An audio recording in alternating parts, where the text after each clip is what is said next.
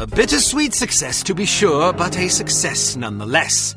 Recovering from Agent Goodman's death will be no easy task, but you can be sure harm won't sit idly by while you grieve. The information you recovered from the headquarters of Dumas Industrial Enterprises may prove to be the break you've needed. Report to the War Room for a full briefing.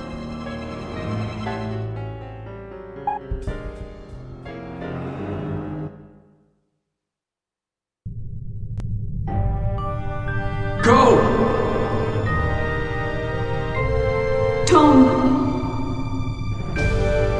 Get out of here now!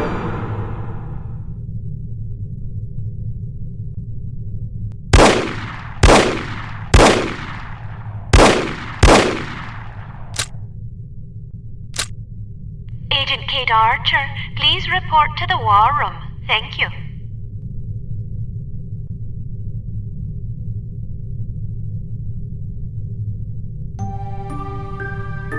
Agent Goodman's death is a terrible blow, no question about it. But although this mission was costly, it may well prove to have been worth the price. I wish I could believe that. You mustn't lose sight of our objectives. The sacrifice of any or all of us is a small price to pay to preserve the lives we will save if we are successful. Tom knew the risks. So did Bruno. So do you. Knowing the risks doesn't really prepare you for losing a partner. It certainly doesn't prepare you for losing two. Nothing can prepare you. The loss of an operative is never expected and is always tragic. But as horrible as it sounds, it's also inevitable. It's a dangerous job. Perhaps Mr. Smith is right. Perhaps I'm not up to the task. Rubbish. You've performed remarkably well under extraordinarily difficult circumstances.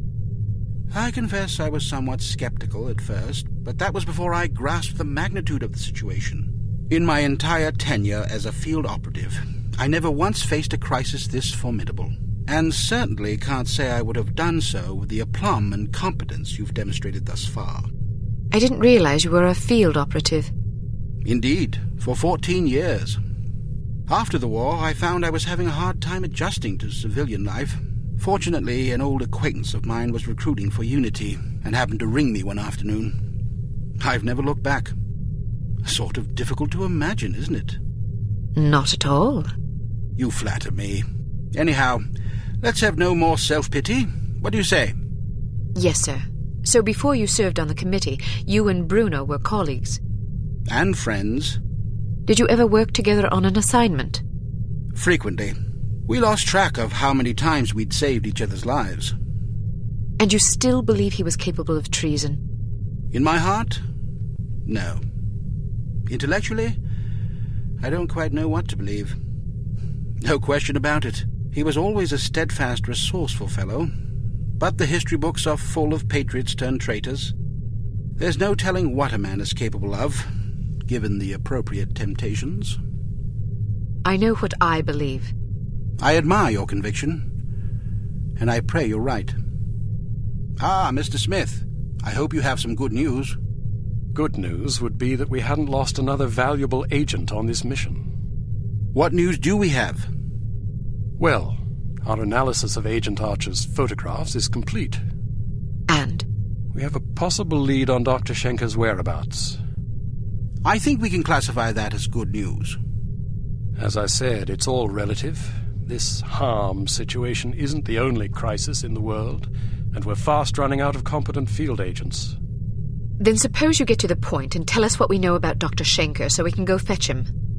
It's somewhat speculative at this point, but it's possible that harm is keeping him at a secret underground research facility in North America.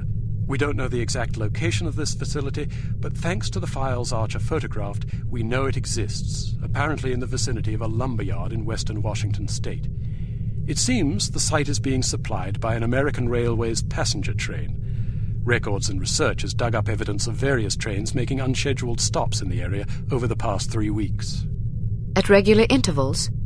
Indeed, probably to drop off supplies and personnel.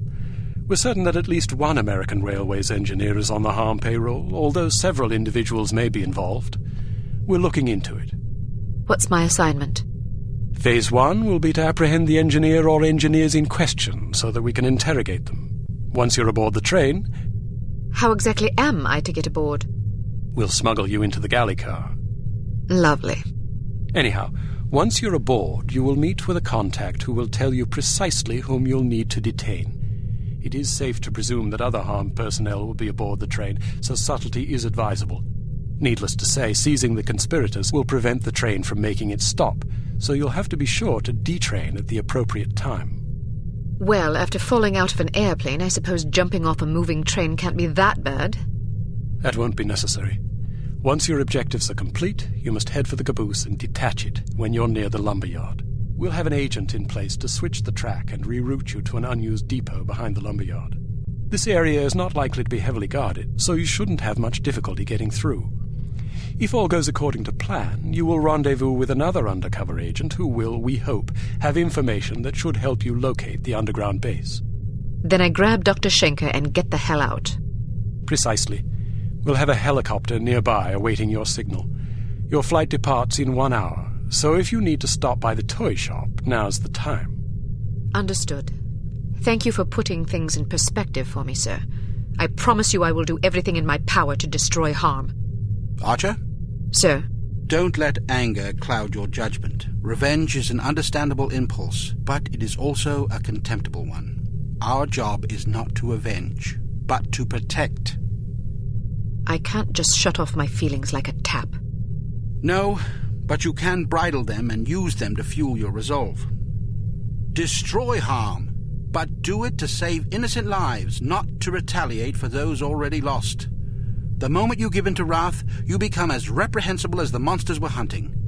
Clearly, we are all called upon to take lives from time to time, but we must neither relish it nor agonize over it. It is a duty, plain and simple. Not a pleasant one, but often a necessary one. I'll do my best, sir. I have absolute confidence that you will. There was one more thing, although I'm not sure how important it is.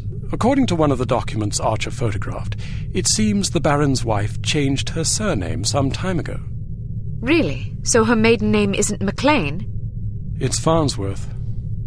Felicity Farnsworth? Are you quite sure? Positive. Do you know of her? Aye, that I do. When she was 8 years old, her father, a wealthy banker, was involved in a nasty public scandal involving unmentionable acts with a 12-year-old boy. How dreadful. Mr. Farnsworth committed suicide shortly thereafter. Felicity and her mother, by all accounts a vapid socialite, were ruthlessly ostracized by their peers. Guilt by association, presumably.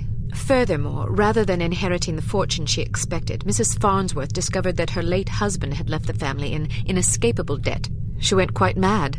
Several days after being institutionalized, she hung herself. My word, that poor child. Felicity fell into the custody of an elderly aunt whose lifestyle was apparently rather more severe than she was accustomed to. About a year later, the aunt took a fatal tumble down the stairs. Foul play? No mention was ever made. What happened to the girl? She ended up with a foster family where she remained until she was 14. One night she went out her bedroom window and was never seen again. Or at least no one recognized her. Astonishing. Where did you learn so much about her? I studied her. Come again? I believe I first read about her in a gossip column. I was intrigued by the similarities in our background, so I dug deeper. What similarities? Well, we both came from wealthy families. We were both orphaned at a relatively early age.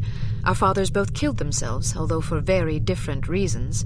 We were both plunged into undesirable circumstances and resorted to rather desperate measures to survive. I found it quite uncanny at the time, although in retrospect I think we had less in common than I once believed. Adversity is the truest test of character. The strong are strengthened by it, the weak made weaker. It sounds like this Baroness didn't have the wherewithal to cope with her misfortunes.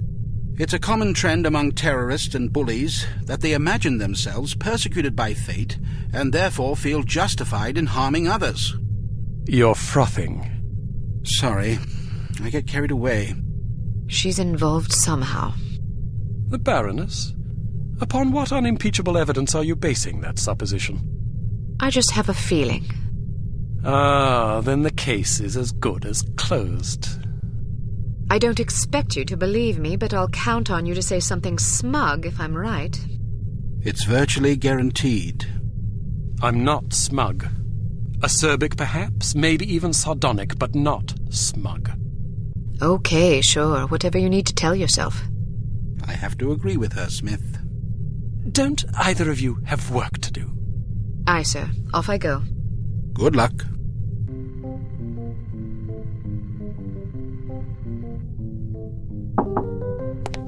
Welcome to Advanced Field Tactics. We've a new perfume for you.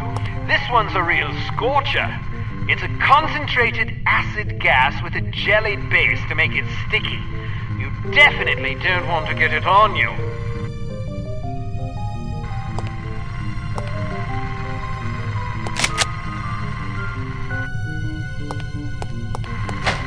Here's a spiffy new device that should make dealing with security cameras less of an ordeal.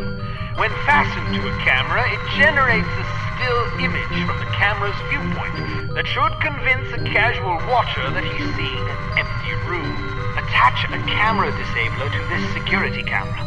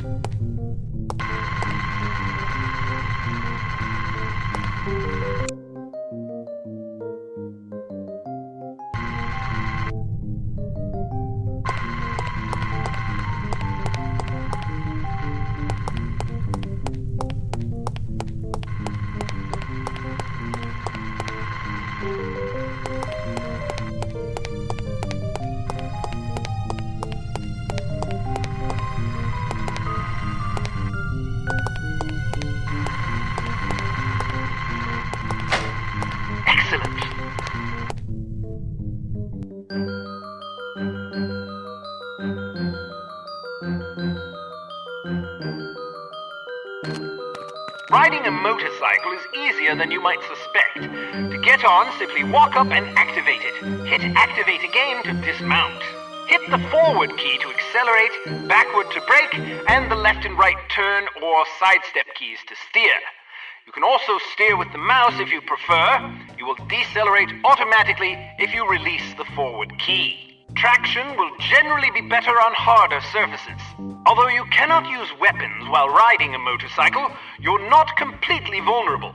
Ramming an enemy at speed is an effective way to clear a path.